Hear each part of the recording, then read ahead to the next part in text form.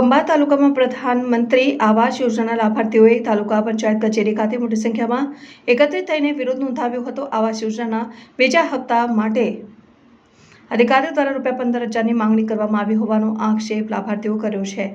કણબી પાલ્લી ગામના લાભાર્થીઓ જ્યારે રજૂઆત માટે કચેરી પહોંચે ત્યારે આવાસ વિસ્તરણ અધિકારી પ્રભાત બારિયા કચેરીમાંથી ગાયબ થઈ ગયા હતા અને લાભાર્થીઓએ અધિકારીને શોધવા માટે કચેરીની અગાસી અને અન્ય રૂમોમાં તપાસ કરી, પરંતુ અડધા કલાક સુધી શોધખોળ છતાં તેમનો પત્તો લાગ્યો ન હતો। રોષે ભરાયેલા લાભાર્થીઓએ આગામી સમયમાં ગોધરા ખાતે યોજાનાર મુખ્યમંત્રી ભૂપેન્દ્ર પટેલના કાર્યક્રમમાં રજૂઆત કરવાની ચીમકી આપી છે। ધનેશ્વર સહિત અન્ય ગામોના લાભાર્થીઓએ પણ આ મુદ્દે અવાજ ઉઠાવ્યો। તાલુકા વિકાસ અધિકારીએ આ અધિકારી વિરુદ્ધ તપાસના આદેશ આપ્યા છે, પરંતુ અધિકારી પર એક મોટા રાજકીય નેતાનું સંરક્ષણ હોવાનું કહેવાય છે। તાલુકા વિકાસ અધિકારી એમ કોલચાએ જણાવ્યું કે આ બાબતની ગંભીર નોંધ લેવામાં આવી છે। જો આરોપો સાચા સાબિત થશે તો જવાબદાર કર્મચારી સામે કડક પગલાં લેવાશે। સંવેદનશીલ વિસ્તારોમાં રૂબરૂ જઈને આવાસની ચકાસણી કરી હપ્તાની ચૂકવણી કરવામાં આવશે। મારું નામ નિલેશ સોલંકી છે।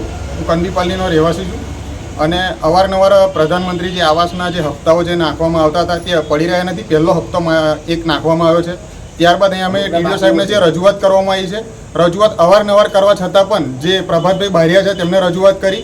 આજે તેઓ અહીંયા બી આવ્યા હતા, પણ અમને જે અમારા જે આખી ટીમ આવી છે અમારી પાલ્લીની, જે લાભાર્થીઓ છે તે અમારી પાછળ બધા ઊભા છે, તેમને બધાને અમે લઈને આવ્યા હતા। મીડિયાવાળા આવ્યા છે એવું જાણ એમને થઈ, તેથી તે લોકો એમની ઓફિસ ખુલ્લી બિલકુલ મૂકીને ફરાર થઈ ગયા છે। કોઈ પણ એમની ઓફિસમાં કોઈ સ્ટાફ હાજર નથી અને આ જ વસ્તુ ભૂપેન્દ્રભાઈ પટેલ જે ગોધરા આવવાના છે તે એના સંદર્ભે અમે રજૂઆત કરવાના છીએ અને જો આ વસ્તુ નહીં કરે, પૈસા નહીં નાખે તો અમે ગાંધી ચિંધ્યા માર્ગે ઉતરવાના છીએ। બરાબર? પૈસા નાખવા માટે, બીજો હપ્તો નાખવા માટે તમારી પાસે કોઈ માંગણી? એ અમારી જોડે ટકાવારી માંગે છે કે એક આવાસ પાછળ 15,000 થી 20,000 રૂપિયા થશે તેવું અમને જણાવે છે। આ તમારો મુદ્દો નહીં ઉકેલાય તો તમે કોને રજૂઆત કરશો? પછી અમે આત્મવિલોપન કરીશું અહીંયા ઓફિસની અંદર તાલુકા પંચાયત પર ઉપર જઈને। બરાબર? તેની જવાબદારી પ્રભાતભાઈ બારિયાની રહેશે ટોટલી। કોઈ અધિકારી એનું કોઈ સાંભળતું નથી? કોઈ જ સાંભળતું નહીં સાહેબ। અવારનવાર બધી રજૂઆત કરી છે, ટીડીઓ સાહેબને 3 વાર રજૂઆત કરી છે અમે। તો ટીડીઓ સાહેબને પણ એવા અવગણના કરે છે આ લોકો। તો પછી સાહેબ એનો કોઈ મતલબ જ નહીં। જો ટીડીઓ સાહેબની અવગણના થતી હોય તો પછી સામાન્ય વર્ગ અને સામાન્ય પબ્લિકની તો કોઈ વેલ્યુ જ ના રહી ને, એનો મતલબ એવો જ થયો ને સાહેબ। કયું ગામ? ઉભરપલ્લી। શું રજૂઆત છે? અમારા ભરતદારના આવાસના પીએમ સરદાર આવાસ યોજનાના હપ્તા એક હપ્તો પડેલો છે। બીજા હપ્તા માટે અમે એમના ડોક્યુમેન્ટ તૈયાર કરીને આપેલા છે, ફોટા પાડીને પણ આપ્યા છે। આજે એ વસ્તુને 1-1.5 મહિનો જેવો થયો છે, છતાં એ લોકો ટકાવારી માગીને અમારા પૈસાનો બીજો હપ્તો નાખવા માટે અટકાવી રાખ્યો છે। અમે ટીડીઓ સાહેબને રજૂઆત કરી છે, તો એ ભાઈ અમે ટીડીઓ સાહેબનું બી કશું સાંભળવા તૈયાર નથી અને અમે બહુ રજૂઆત કરી પણ છતાં એનો કોઈ નિકાલ આવતો નથી। તો અમે 25 તારીખે જે મુખ્યમંત્રી આપણા આવવાના છે એમને અમે રજૂઆત કરવાના છીએ અને એનાથી અમને એનો કોઈ નિરાકરણ નહીં મળે તો અમે આગળ ઉગ્ર આંદોલન કરવાના છીએ। દેશના વડાપ્રધાન શ્રી સમગ્ર દેશમાં ઘર વિહોણા અને ગરીબ પરિવારોને જ્યારે આવાસની યોજનાનો લાભ આપી રહ્યા છે, ત્યારે ઘોગંબા તાલુકામાં પણ સેંકડો લોકોને આવાસનો લાભ મળ્યો છે। સરકાર દ્વારા એક સર્વેથી આવાસના લાભાર્થીઓ નક્કી થયા છે અને એ જે લાભાર્થીઓ નક્કી થયા છે એ લાભાર્થીઓને સરકાર દ્વારા પ્રથમ હપ્તાના પૈસા ચૂકવાયા છે। એ પૈકીના આજે અહીંયા અમારી સાથે જે લોકો છે એ લોકોને પહેલો હપ્તો ચૂકવાય લગભગ 7-7.5 મહિના જેટલો સમય થયો।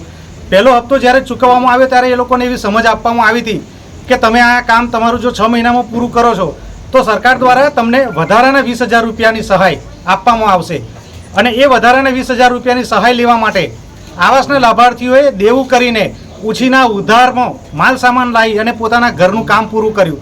ત્યારે ઘોગંબા તાલુકામાં જે ગ્રામ સેવકે જીઓ ટેગ અને ત્યાં સ્થળની મુલાકાતની જે કામગીરી કરવાની છે એ પ્રભાતભાઈ બારિયા નામના ઈસમ, જેમનો અત્યારે વિસ્તરણ અધિકારી તરીકેનો પણ ચાર્જ છે, એ પોતે છેલ્લા 4 મહિનાથી આવાસના લાભાર્થીઓએ એમના બીજા હપ્તાના કાગળિયા આપી દીધા છતાં એક પણ દિવસ એક પણ ગામમાં એ સર્વે માટે નથી નીકળ્યા, લાભાર્થીના મકાનની સ્થિતિ જોવા માટે નથી નીકળ્યા અને પોતાના ટેબલ પર બેસી રહ્યા છે। અને આજે એ લાભાર્થીઓ જ્યારે એમની પાસે એમના આવાસની માગણી કરવા માટે જાય છે કે અમારા બીજા હપ્તા માટેનું શું, ત્યારે નફ્ફટાઈથી એમને એમ કહેવામાં આવે છે કે આવાસની તમે 15,000 રૂપિયા આપશો તો તમને બીજો હપ્તો મળશે।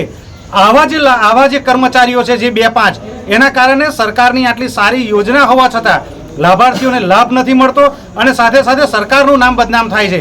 ત્યારે આવા બોગસ અને લાલચુ આ જે અધિકારીઓ છે, કર્મચારીઓ છે, એમને તાત્કાલિક એમની સામે કાર્યવાહી થાય, એમને ફરજમાંથી છૂટા કરવામાં આવે એવી માગણી અમે કરવા માટે આવ્યા છે. સાથે સાથે આ બધા લાભાર્થીઓ છેલ્લા 4 મહિનાથી વેપારીઓના જવાબ આપીને થાકી ગયા છે, ત્યારે એ લોકોને વહેલી તકે એમના બીજા હપ્તાના નાણાં ચૂકવાય એ રજૂઆત કરવા માટે અમે આવ્યા છીએ.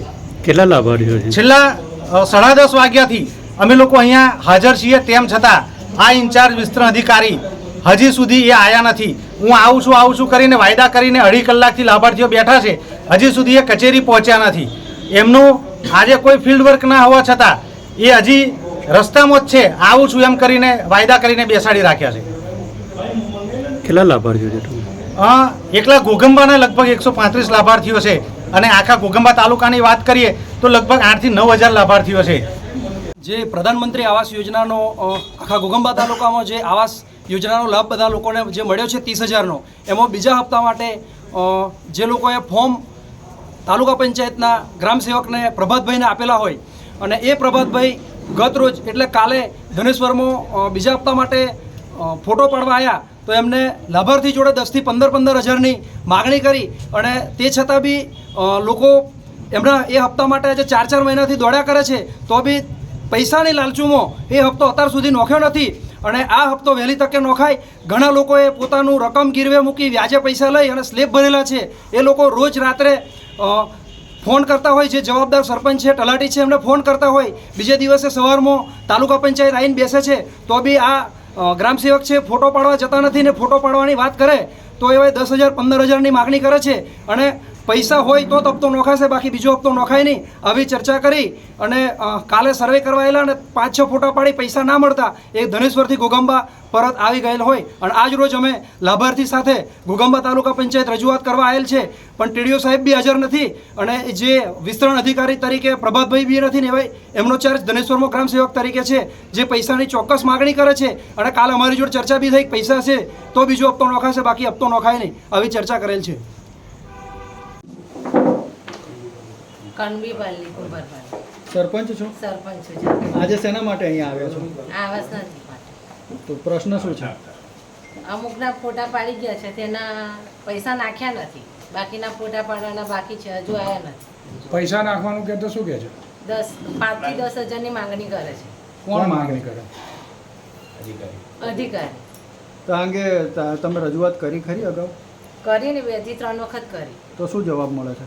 પ્રભાતસિંહ પરમાર છે ને એ બી હાજરી, અરે ટીડીઓ સાહેબની હાજરીમાં જ, એ કશું ઠેકાણું પડતા નથી. આજે તમે ઓફિસમાં આવ્યા, શું જોયું? અધિકારી કઈ કોઈ છે જ નહીં, કોઈ અધિકારી છે જ નહીં.